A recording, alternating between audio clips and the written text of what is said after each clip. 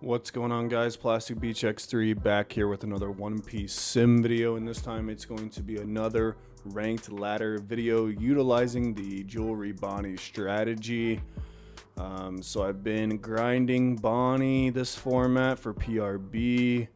Been messing around with the ratios of cards that I want to play, but I think this is what I'm kind of settled on for like the framework of the strategy, at least until OP13, where who knows if I'm going to play Bonney. I might switch it up to Zoro, who we'll see. But for now, we're on PRB. Been grinding the ranked ladder a little bit. I want to go over their list and just talk about a couple of cards. But as obviously you could see, before we get into that, first of all, please subscribe to the Plastic Beach X3 channel. I really appreciate it.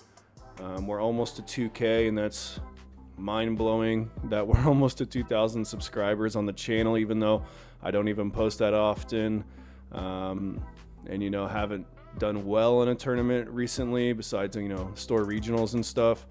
But really glad that you guys are supporting me. Make sure to subscribe and continue watching the videos. I'm going to push out a few more of these Bonney videos, or going to try to, because I have quite a few games saved up here to go over with you guys. But regardless, let's get into the list. We're on double Captain Kidd. I know I last said Captain Kidd in the mud. Not true, unfortunately, for the Captain Kidd haters, but fortunately for the Captain Kidd enjoyers like me. There were at least four of the top 8 Bonney lists that placed in an online regional recently that were all on PEDRO and Captain Kidd. So I've adapted that strategy into mine.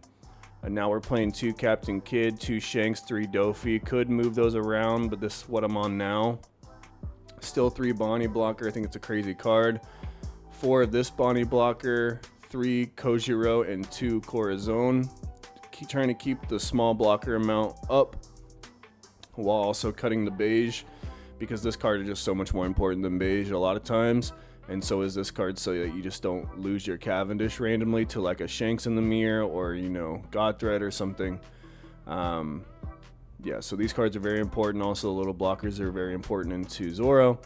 And then we're on the Pedro as well. This card is kind of crazy in some situations, but really mid in other situations. So it's kind of like Urog a lot of the time.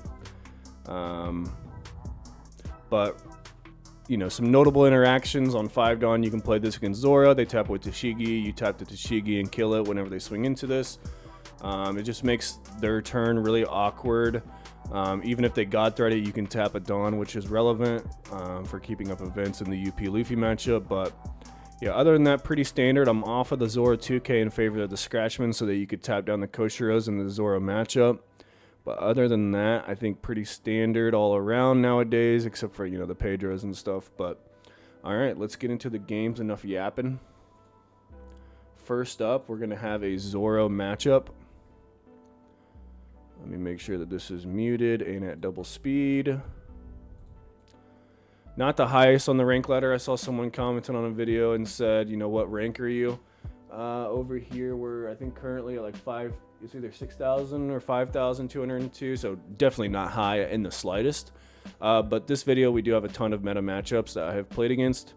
And I'm like, in the last 20 games, I think I've lost 3, so we're climbing up the ladder quite a bit. In this here, the Zoro player is going to make us go first, which I think is a mistake. Yeah, they chose to go second. I think you generally want to go first in this matchup, regardless of who you are, Zoro or Bonney. They both want to go first because the going first curve is so nasty.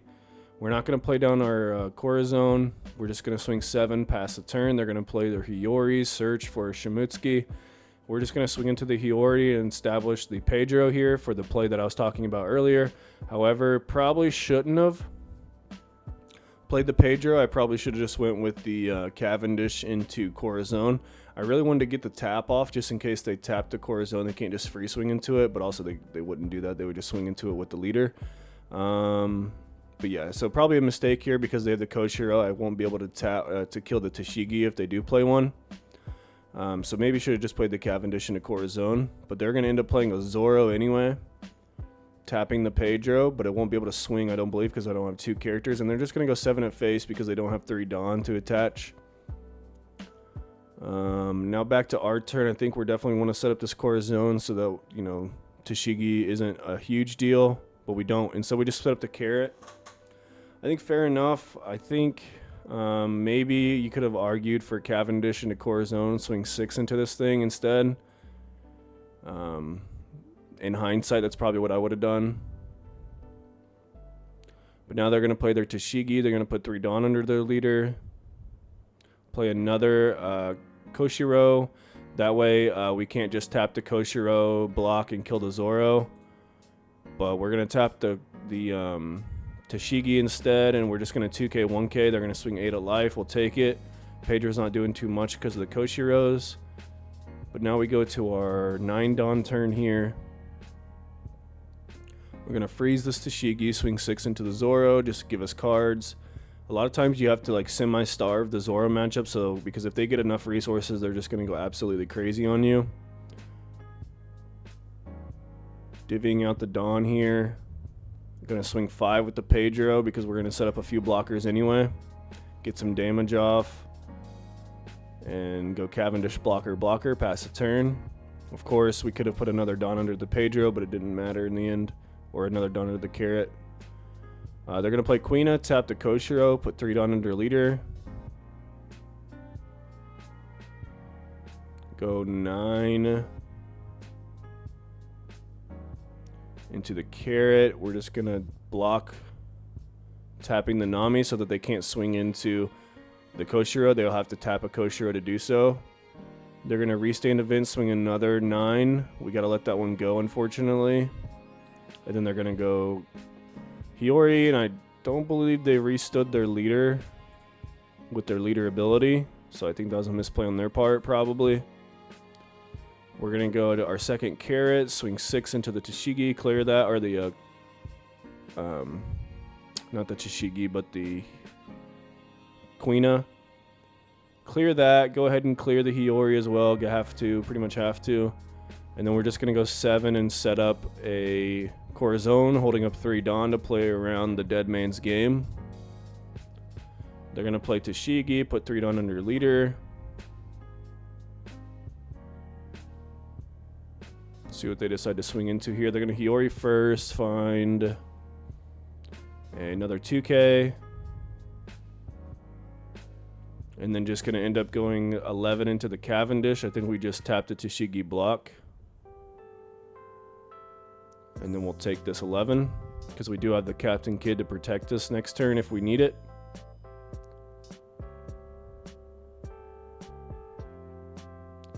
Could also risk it and go Hody, but they do have 5 cards, 2 life, so it's just not worth it. We're going to set up the Kid first, swing into the Hiyori, get our Dawn back, swing 6. And always, once again, trying to play around the dead man's game as much as possible by leaving up our Dawn. But also, also the added benefit, or it's not too big of a deal to play around dead man's game. We're not sacrificing too much because if they want to give us a card on our 5 swing, we're just constantly chipping away their hand just for that one big push at the end. So I'm totally fine with that to ensure that I don't die to dead man's game. And then they're going to play their Mihawk. So if we do want to Hody next turn, we're going to have to tap a blocker with our leader ability, which is fine because they end up just going 11 with the leaders. So this can't swing anyway, assuming that we can counter and block. So we might as well tap the blocker here so that we can try to kill with Hody next turn. And we do have perfect counter to get out of that.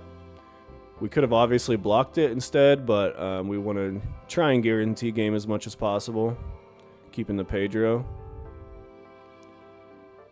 We'll go 7.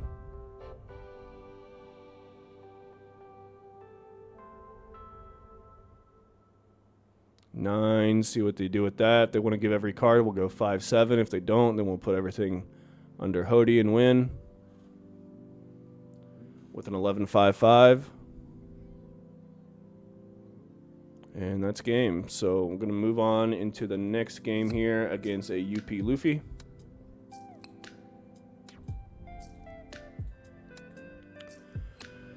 They're going to choose to go second, and once again, I'm not sure.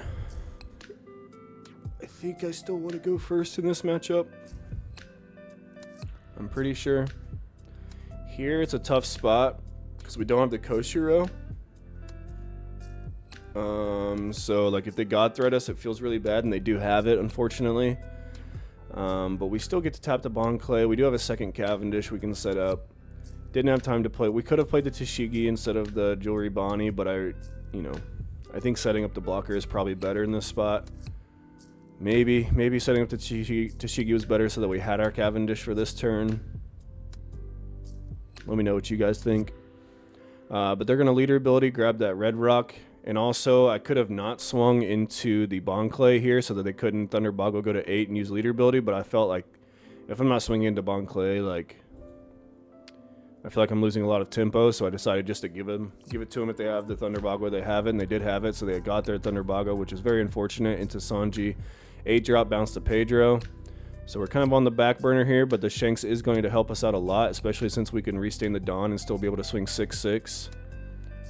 And if they do end up swinging with the Luffy bouncing this, we left the Dawn open just in case.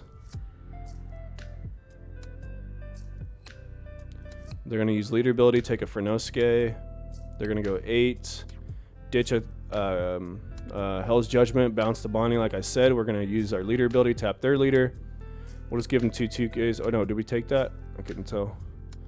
But then they're going to go Sanji into Corazon. Very annoying. But we're just going to try and stabilize here, I believe, with a Mihawk into Bonney probably.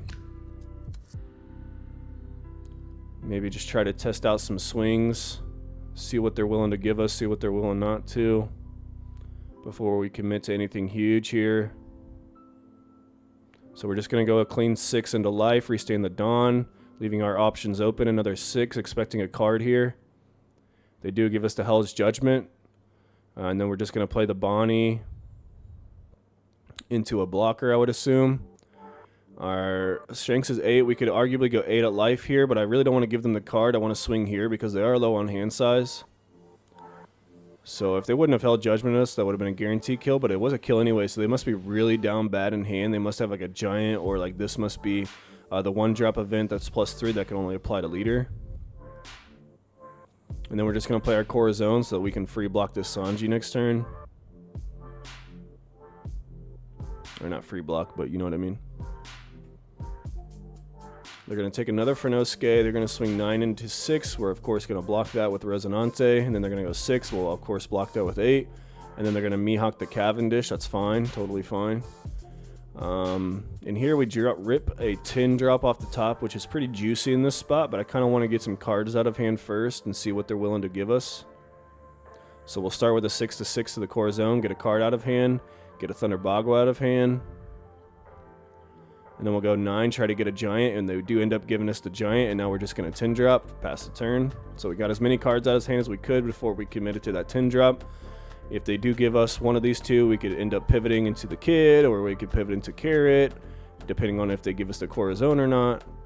We could also set up a blocker alongside of it, so it's not the biggest of deals, but we do end up getting cards. We could play the Dofi. They're just going to swing with Mihawk, play Mihawk, pass the turn. We're going to go another 8 into this Corazon. It clears it. I think I'm going to end up setting up the Kid here, so just deciding on how I want to swing exactly. Can still swing 6 with our leader, of course, because we have the Jewelry Bonney. So we're just going to go 11 to 9. They actually ends up going through, which is kind of surprising to me. But they must be out of Giants, or at least saving it for later. Also, Hell's Judgment. They ditched one, which would have been nice there. We'll go 10. They'll give us 2 1s, so it's very telling. They only have 1Ks. We'll get a clean 6 off in life, get them down to 1. Play the Kid, pass the turn with the Bonney. They're going to draw a giant out of their leader ability. So that's good to know. They're going to go 10. We'll restain the Dawn, tap the other one, and we'll just block here because the reason I block here, even though I could get out of it, is because I really want him to think that 10 is going to be able to clear the Kid so that he puts 4 Dawn under his leader so that he's only working with 5 this turn. And then I'll be able to super hard punish with the 2-1. And that's exactly what happens. And then they concede on the spot because that is a super hard punish. Not thinking they could do much anyway. They probably could have put some more Dawn under the leader, but they were probably going to end up playing this Corazon to try and apply some pressure if they were able to remove the Kid, but unfortunately for them, just isn't how it worked out. We'll go into the next game here against another UP Luffy.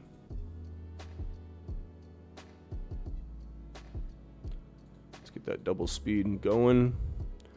Let's see what we mulliganed here. We're going first once again.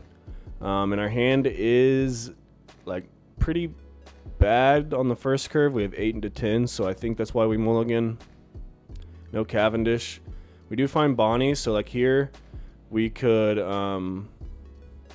try. I think we're just gonna try and find the Cavendish. We have double Bonney, so I think that's just what we end up doing. We do end up finding the Cavendish on the 10th card.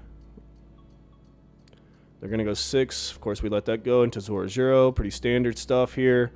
Unfortunately, once again, do not have the Koshiro to pair with the Cavendish, but here I decide not to tap the Bonney and put the Don under leader, get a card out of hand, because I don't want to give their Zoro just a free swing. A lot of times they're forced to just swing 4 into leader, and then I just tap, and now they just go attackless for the turn.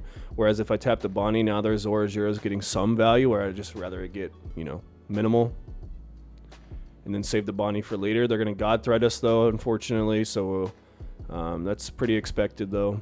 They're going to go 5. Have to invest a Dawn into the Zoro. Keep 2 up, pass the turn.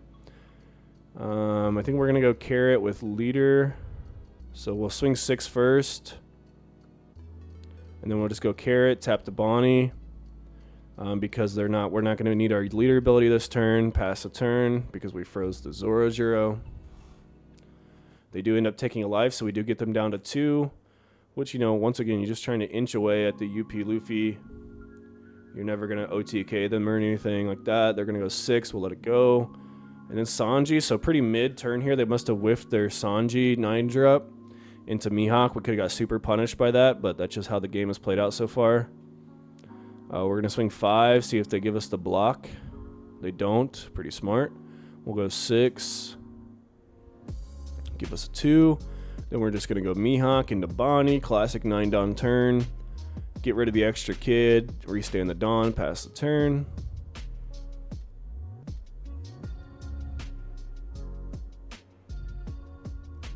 They are going to Red Rock, so I do enjoy that they are not establishing board in favor of removing characters through events and stuff.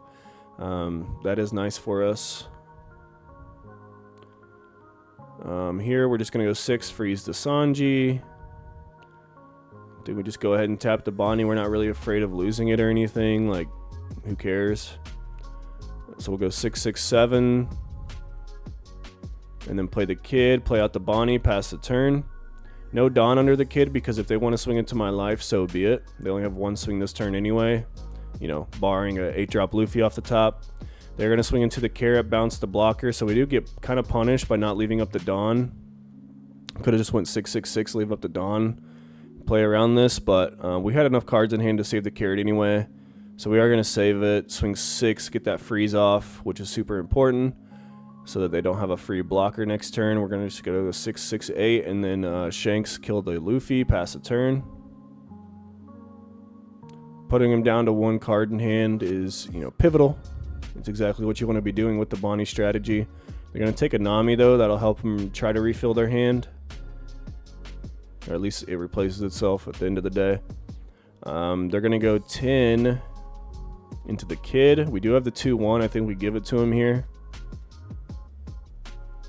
Just so that we have an 8 swing next turn. Put some more pressure. Once again, they're on low life. They're on low cards in hand. So we're going to try and maybe even clear board. We rip a 10 drop, so maybe we even do that instead. We're going to go 9 to 11, or 11 to 9. They give us a giant, filter, boost. We'll go 6, freeze, just, you know, seeing what they're willing to give us and whatnot. Could still end up pivoting into board here if we want, but they do end up taking that life, so I think there we just commit to the Dofi once they take that life off the Bonney. Now we just play Dofi, pass a turn. No need to restand the Dawn, of course. We couldn't, but no need anyway because they only have 1 swinger.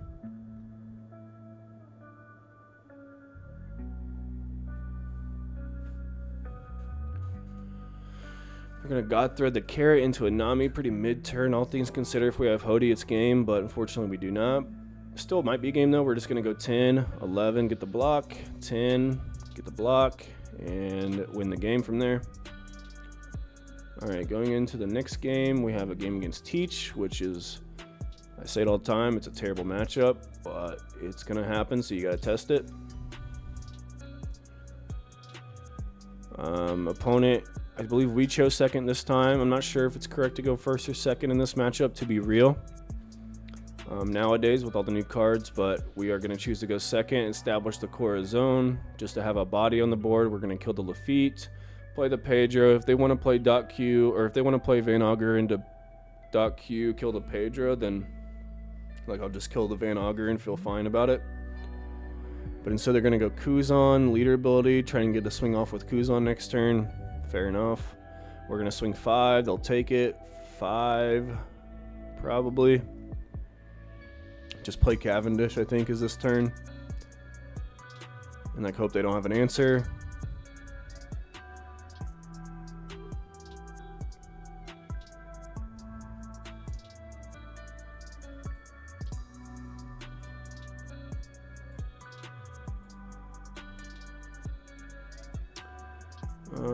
They're gonna go 5. We'll tap the leader, of course. Get a 1. Give them a 1K. They're gonna proc the Kuzan into a Lafitte, searching for a Van Augur. They're gonna take that Van Augur, leader ability the Van Augur away, and then Kuzan it back.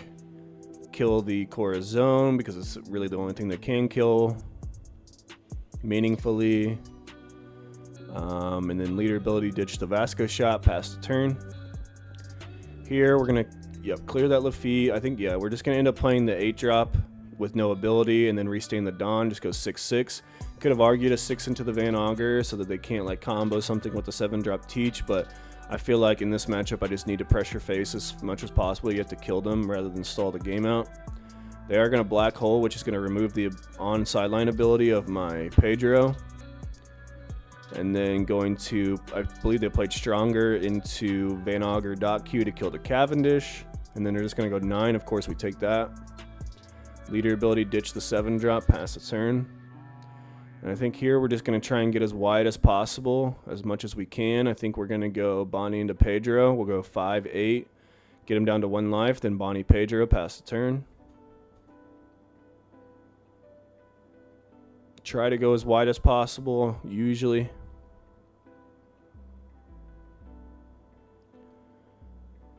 Pretty standard game plan versus Blackbeard, I feel like, for every deck. And just hope they can't address everything. They're going to go 5 after playing that 10-drop. We won't be able to use our leader ability, of course, but we can free block with this Bonney because they stunned the Pedro. And then guard out of the 6. We're going to start 5, see what they give us. They'll give us a 2K. We'll go 6. I think we're not dead anytime soon, so no need to keep our blockers up, especially since we still have that Pedro. Then we're just going to go double 5-drop. If they want to, 10-drop us, our leader ability isn't going to work anyway, so why keep up the Dawn? Try to go wide as possible is my theory here. I guess you could argue that if they have another Liberation or the 4-drop event, they could kill the Pedro and then just like swing big with a bunch of characters. But I'm pretty confident. I have a 2K, 1K, 1K, 1K, and 2 life, so I feel like I could probably get out of whatever swings they swing. Let's say they swing like, I don't even know what they would swing to get there. I don't think it's possible, to be honest, because like they'd have to swing 9 with something or below, and I just counter. And they're gonna scoop it up there. They see the writing on the wall. If they 10-drop, they lose. Even if they are able to find the 4-drop event, they still lose because we have counter to beat a 9, and game's over from there. No Hody needed. And then the last game here, we're going to be playing against an Enel. I don't remember if this was Rush or Brush Enel, or like the aggro Enel or the starve Enel, but they're going to go 8 to start. I think here is a questionable play on my behalf. I play down this Tashigi, and it just plays directly into either a Gadatsu, which I know isn't played anymore, or the 4-drop Kuzan, which is played in the Star version. Fortunately for us, they're not playing the Star version. They don't have that. But I really just wanted to set it up so that my Cavendish could stick into like a Zeus or something. But we did have the Koshiro anyway, so like, is that super necessary? I don't know, but they're just gonna go 7. We'll take it, get the Kuma, trying to take as many life as possible so that their Yamato is turned off. They're gonna hit a Brûlé out of life on our first 6 swing after the Mihawk, and then hit a draw 2 trash 1 trigger, and then we're just gonna carrot, hold up a Dawn, pass the turn. They can't remove anything, which is super nice. They're gonna go Katakuri. We'll just tap the Tashigi, of course. They're gonna go 8 into the Tashigi. I think we tap the Katakuri or the Brûlé because we have a free block with the Mihawk if we let this Tashigi go. Okay, we don't let it go. We give up the Koshiro, which is definitely questionable, but it plays around another Katakuri or, you know, removal for the 8-drop. I think maybe we just keep the blocker around and let the Tashigi go, potentially, but that's not what happened. We do clear the Brûlé, though, by tapping it, and then we can freeze the Kuma and then swing 7, make them use their leader ability, and then make them give us some cards, or give up 1 card if they take their life, and then have to... The reason why you swing there, obviously, is because if they take it, now they're forced into playing a regain life card, and if they don't want to take it, they have to give up 2 cards, so obviously swing there, and then we're just going to establish the kid. They're going to go 8, because they're probably going to end up playing their 10-drop here, which is like, why did you not take that life? I don't know. And give up 2 cards instead of 1. Maybe they wanted to sit at 2 instead of 1. They're just going to play the Enel, regain the life. We're going to counter out of it. And pass the turn, and here, kind of just going to have to gauge the trigger situation. We're going to start with a 5. Into Enel, you just, whenever you're going for game in this types of situation, obviously they have 3 life right now because of the leader ability, but also a ton of triggers, so you just kind of have to play around all the triggers. We'll go 5, and I wonder what we do from here. We kind of just still play a little slow, I think. Try to invest minimal Dawn and see what we can do. We're going to go 7. They take it, no trigger. So now we're thinking, okay, we can go 8. Maybe even kill them with the Hody through a trigger. They are going to hit the 0-drop, gain 2 life. But now they're only down to 1 card in hand. So I think the question is, like, now we can still Hody and win the game, depending on the triggers, or we can pivot it into the 5-drop blocker if we really wanted to. So I think we're going to decide what to do here. Don't want to play the Hody now because what if they hit a Brûlé or something? We're going to swing 6. They take it. And then we're going to swing 8.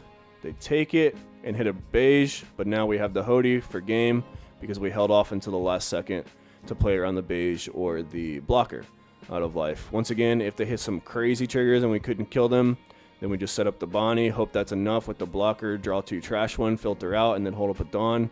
That's probably enough to survive the game, barring, like, you know, maybe the Tsunami or something. Just depends. So, all right, and that's the end of the games. Let's get into the list one more time. Hope you enjoyed the video. Let me know what your list is looking like. Let me know what you thought about the games, and keep an eye out for more Bonney games in the future. Like I said in the beginning, I have quite a few more here ready to go that I want to get up on the channel here soon. So make sure to like, comment, subscribe to the Plastic Beach X3. GG to all those guys. Make sure to subscribe. Peace out.